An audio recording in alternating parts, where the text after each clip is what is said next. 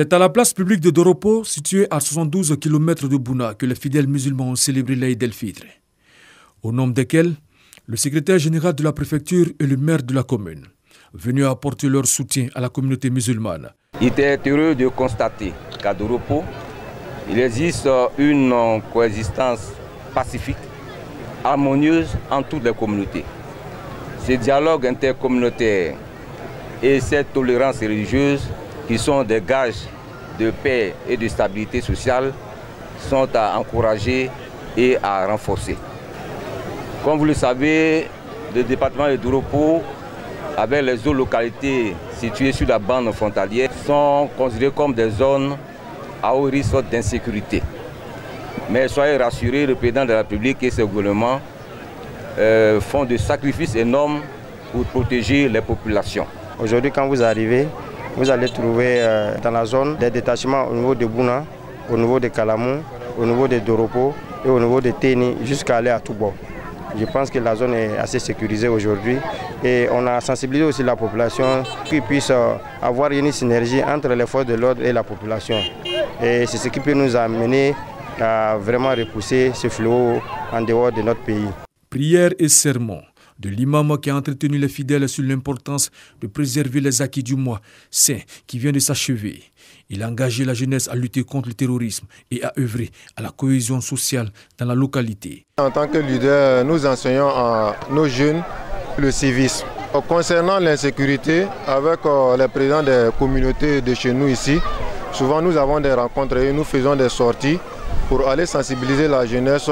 Après la prière, le maire Siaka Ouattara s'est rendu au quartier d'Abeli pour échanger et festoyer avec les familles.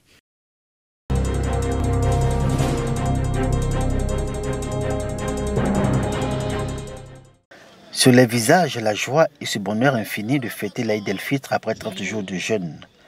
Les musulmans de Dimokro se sont retrouvés pour la circonstance à l'espace du petit marché du quartier Skouradian pour prier et réitérer leur merci à Allah.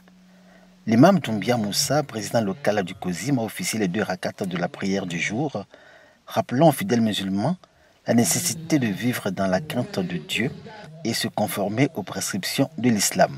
Ce qui est interdit et puis ce qui n'est pas interdit, il y a des enfants qui ne connaissent pas. On ne doit pas fréquenter dans le bois de nuit, on ne doit pas aller dans le buvette et l'adultère, on doit condamner tous ces trucs-là. Si on explique ça beaucoup à les enfants, on va trouver une bonne route, un bon chemin pour aller.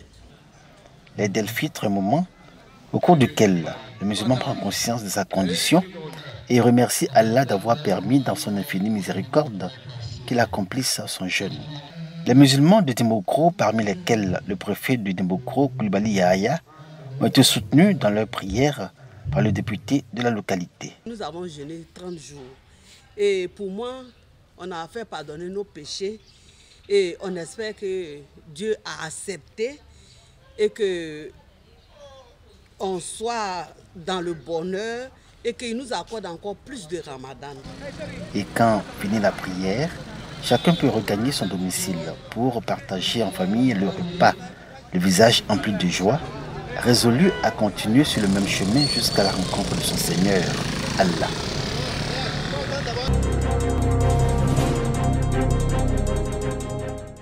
Dépôt de gerbes de fleurs au monument aux morts, une randonnée pédestre et un défilé des différents corps de métier. Nous sommes à la commémoration du 1er mai, fête du travail à Daloa, chef-lieu de la région du Haut-Sassandra. Une occasion pour les organisations professionnelles de faire l'état des lieux de leurs conditions de travail, ainsi que les revendications pour l'amélioration des conditions de vie des travailleurs à Daloa. L'intensification de la lutte contre le travail des enfants dans la région a été également abordée. Le préfet de région du Haut-Sassandra, Apollinaire Tapé-Djedje, a rappelé les efforts consentis par le gouvernement pour améliorer la vie des travailleurs et a promis transmettre leurs doléances au chef de l'État. La fête du travail a été célébrée également à Guiglo, dans la région du Cavali. Les organisations des centrales syndicales ont défilé sur les artères de la ville. Les centrales syndicales, représentées dans la ville de Guiglo, ont saisi cette opportunité pour faire l'état des lieux des conditions des travailleurs. L'Union générale des travailleurs de Côte d'Ivoire a dénoncé la flambée des prix des denrées de première nécessité. Dans son intervention, Djedje Serge Pakoum, directeur régional du travail, a indiqué que le gouvernement a tout mis en œuvre pour que les populations ne sentent pas cette flambée.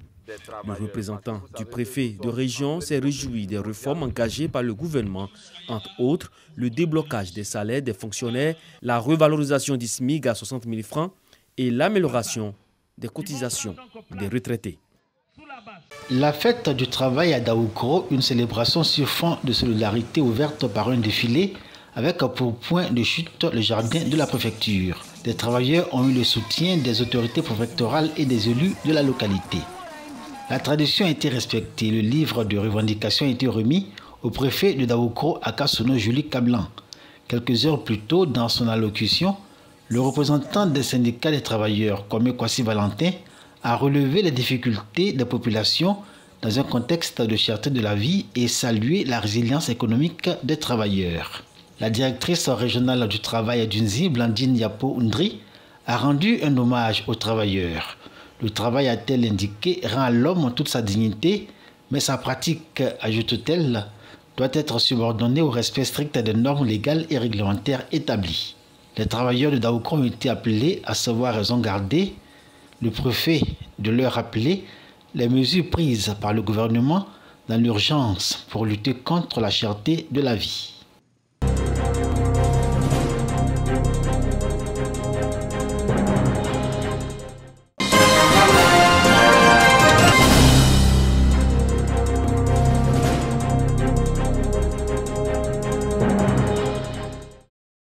Foyer polyvalent de Sikensi, élèves, chefs de village et chefs de terre, de communautés attentifs aux explications du député de la circonscription électorale Sikensi Gomon et de son suppléant. Nous sommes au lancement de la première tribune du député dans la localité. Une initiative de ses élus pour expliquer et divulguer la loi fondamentale ainsi que les 23 lois votées au titre de l'année 2021. Il est de notre sort de venir expliquer en long et en large la constitution de notre pays, les conditions d'éligibilité, il faut qu'il le sache. Et ensuite, les lois qu'on vote, il est aussi important qu'ils sachent le contenu de ces lois-là. Projection et explication de 17 articles de la Constitution, entre autres, l'article 3 relatif à l'inviolabilité du droit à la vie, l'article 62, la vacance du pouvoir, et de 5 lois votées, à savoir celle modifiant le code pénal de 2019 relative aux mesures de protection des victimes de violences domestiques, la loi des finances portant budget 2022, ainsi que celle relative au plan national de développement 2021-2025, et cela suivi d'échanges sur ces différentes lois. Connaître les lois nous permet d'éviter beaucoup de choses. Les gens ignorent les lois. Et je crois que c'est l'acte qu'il a été déposé va nous permettre de mieux informer notre population. Un kit constitué de la Constitution et du document élaboré par le cabinet des élus est remis à chacun des membres des délégations des 13 villages et des communautés présents afin de s'approprier ces lois. Puis cap est mis sur le quartier Adams Afrique pour la pose de la première pierre de la permanence du député à Sikensi.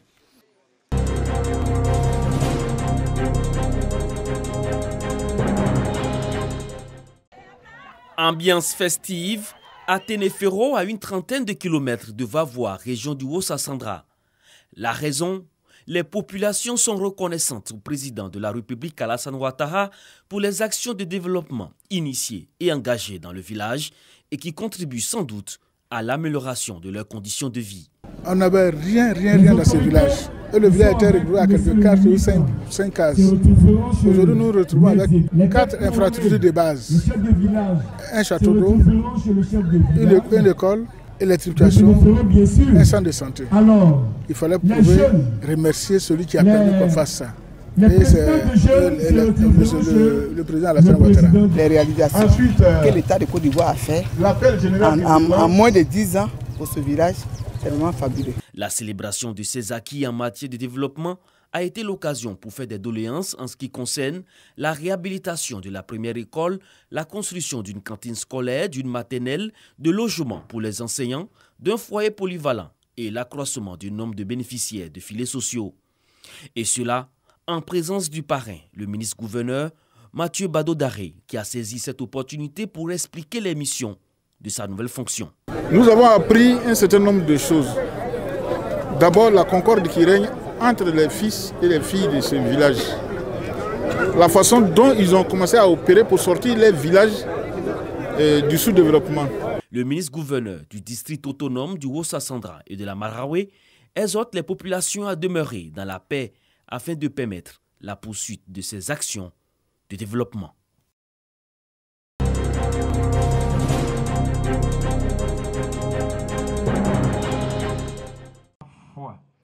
Ainsi installé, Nana Kakwa devient, après le décès en 2017 de son prédécesseur, chef de Kpangbassou, village de la tribu à Alé dans la sous-préfecture de Dibri Asrikro, département de Sakassou.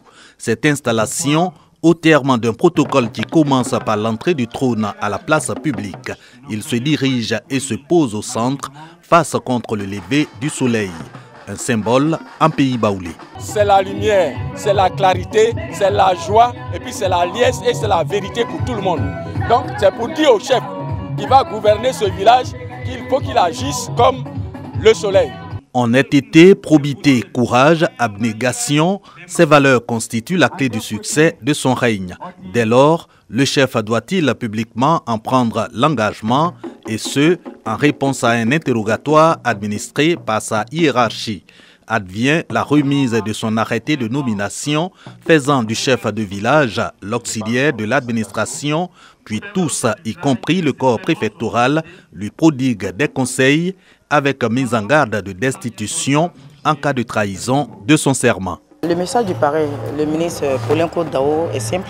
Il souhaite au nouveau chef de village d'Alé Kpangbassou d'être juste. Étant donné qu'il était intérimaire, donc il n'avait pas le plein pouvoir de ses actions.